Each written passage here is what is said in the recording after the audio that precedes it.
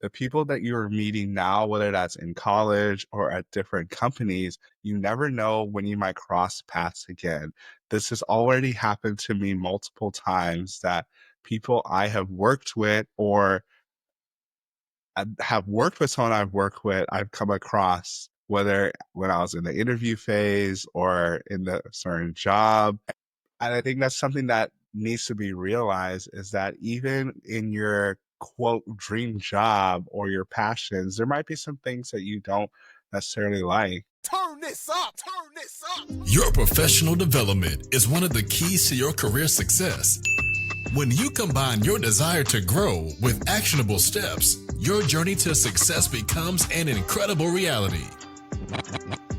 Hi, I'm Paul Faronbi, aka IncrediPaul, and welcome to IncrediPaul Leadership, where we learn how to become the most incredible versions of ourselves by learning from each other. First off, if you're only listening to this episode, I want you to know that you can also watch it on YouTube. Regardless if you're listening or watching this episode, really appreciate your support. Another thing I want you to know is the Be Incredible Starter Pack has a leadership masterclass, interview guide, resume template, and budget template so you can be the most incredible version of yourself. So you probably noticed I took a break from the podcast for about a month. And if you didn't notice, now you know.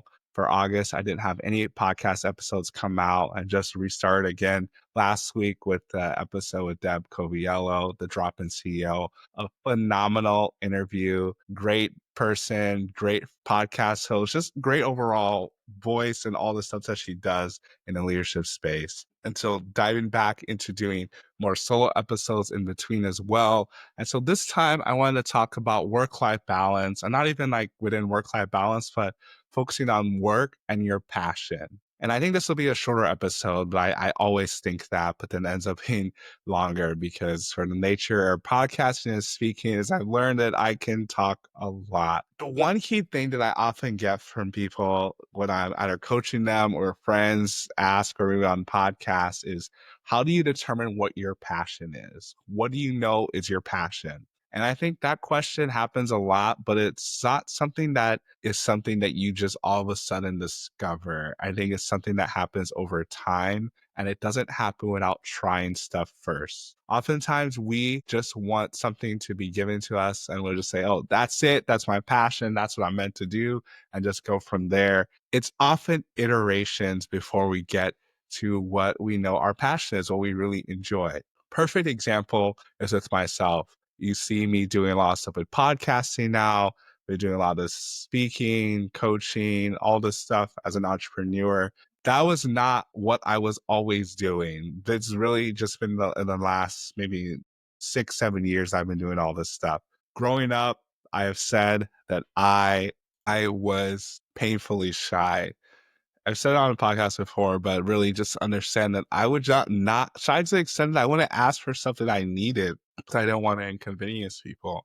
I think that some of that comes from maybe being a people pleaser and not wanting to be seen or heard and just want to exist. Whatever it was, it's been iterations for me to get to the point where I am more comfortable and very comfortable taking up space. So I would say that whatever situation you're going through or you've experienced, you can get bitter or better from it. So I've gone through a few different transitions in my life. So was not born in the US, was naturalized citizen at a young age, grew up in St. Louis, Missouri, moved to Omaha, Nebraska at the age of 15. So that was the middle of high school. So that in itself was a transition, like learning new and meeting new people, a new high school as a sophomore. From there, going to college. I think a lot of people have that transition of going to college, not in their hometown with new people. And so went to college at Iowa State. And then from Iowa State, I moved out to New Mexico. Well, I don't talk about that often, but I actually worked for a short time in a small town in Missouri for less than 3 months before actually transitioning to New Mexico. So I moved twice in just a few months when I first started my career. And then from there, coming back to St. Louis, was in St. Louis for 5 years before now being in Nashville for the last, coming up on 2 years now. It's crazy to think that. But with that, I have learned how to transition and just balance different things that I am passionate about and things that maybe I'm not so passionate about. Because I think oftentimes we focus on, okay, what are our passions? What do we like to do? But even when there's something that you really like to do, there's going to be aspects of that things that you don't like to do at all. Perfect example is I really enjoy connecting with people. I enjoy podcasting and meeting different people. I don't enjoy editing. I don't enjoy posting stuff on social media. I don't enjoy any of that. I do it or have people help me with it because it's necessary to get my voice out there so that people understand more about the podcast, they get engaged with it and subscribe to it if they choose to get different knowledge from it. But it's not something I just love to do all the time. And I think that's something that needs to be realized is that even in your quote dream job or your passions, there might be some things that you don't necessarily like. So keep that in mind. But balancing your work and your passion, I don't always think that it's necessarily balancing, but really making sure that your priorities are right. So when it comes to work, whatever is paying you for your livelihood, you're going to make sure you're showing up well. And I would say you are exceeding expectations, going above and beyond. But what often sets people up for failure is they think seemingly just exceed expectations, doing a job is going to get you recognized. No, that is not what's going to get you recognized. You need to make sure that people actually know what you're doing. So whether it's with your line manager, your manager of your manager, whoever it is, have regular conversations. When I say regular, that does not mean every week or every month. It could be every other month. It could be, excuse me, it could be once a quarter. But you need to make sure that they know exactly what you're doing. If you have a great leader, a great manager, they'll make sure to advocate for you in rooms that you're not in. But not that is not always the case. And sometimes you have to advocate for yourself. And you might say, Paul, I don't want to advocate for myself. Like, why would I have to do this? The answer is you don't necessarily have to do it. Like if you're comfortable with where you're at and you're not looking to grow or get new experiences, then status quo is fine. Then that's it.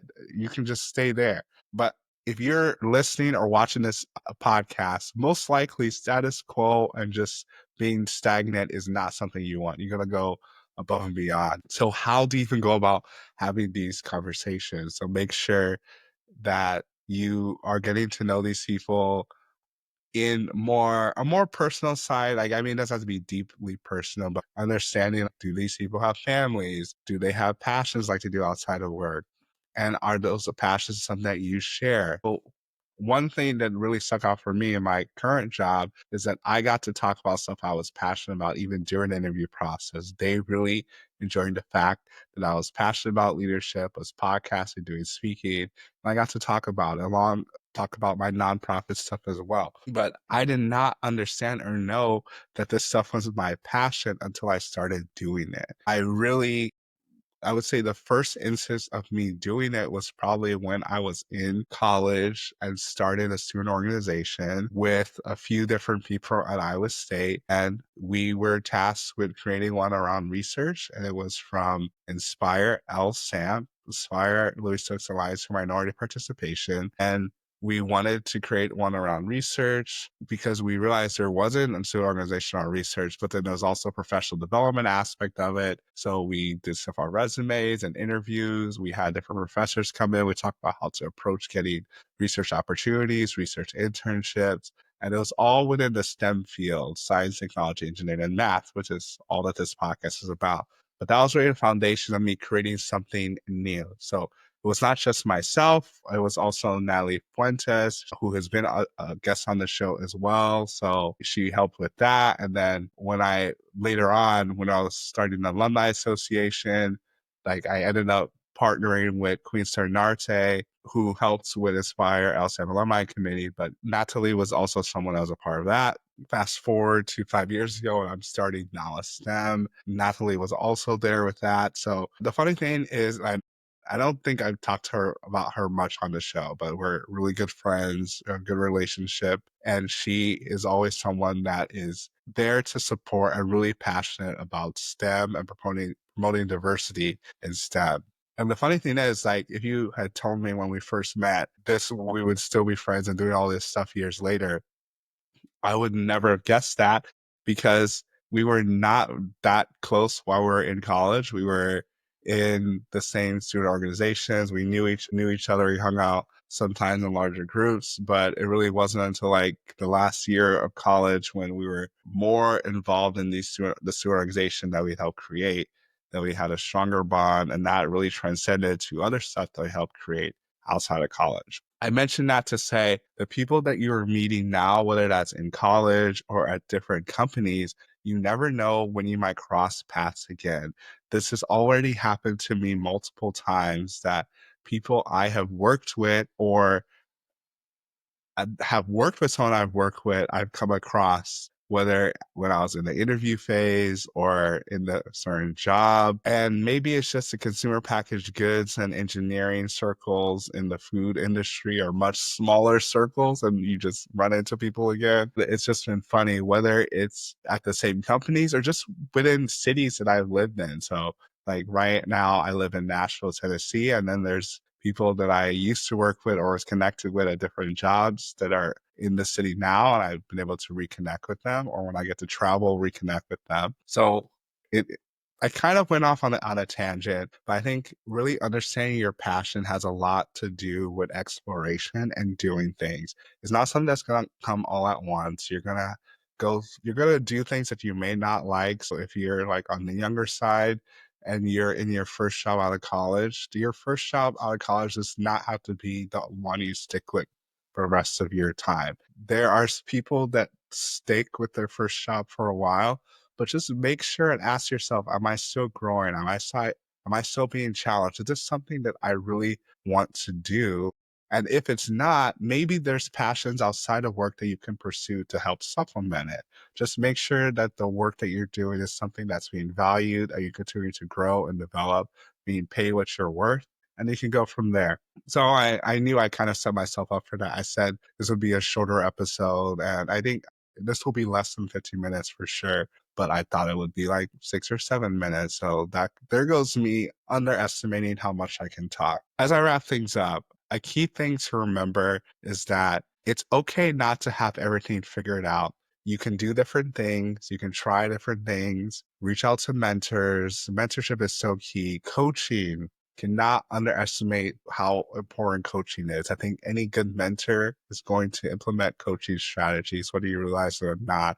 And that is asking a lot of thought-provoking questions and challenging you to make a plan to move forward so that you can continue to become the most incredible version of yourself. So hopefully this was helpful. I know I kind of rambled this episode, but I think you get to see a little insight into me, my thought process, talking about work and your passion, how I've gone about doing it, different experiences I've got. Some people that have been key to those relationships, key to those experiences. And if you can do the same thing, understand your passions, combine that with your work, you truly can be incredible. Be sure to rate and review this podcast on your favorite podcast listening platform. We'll see you here next time. And be incredible. Incredible.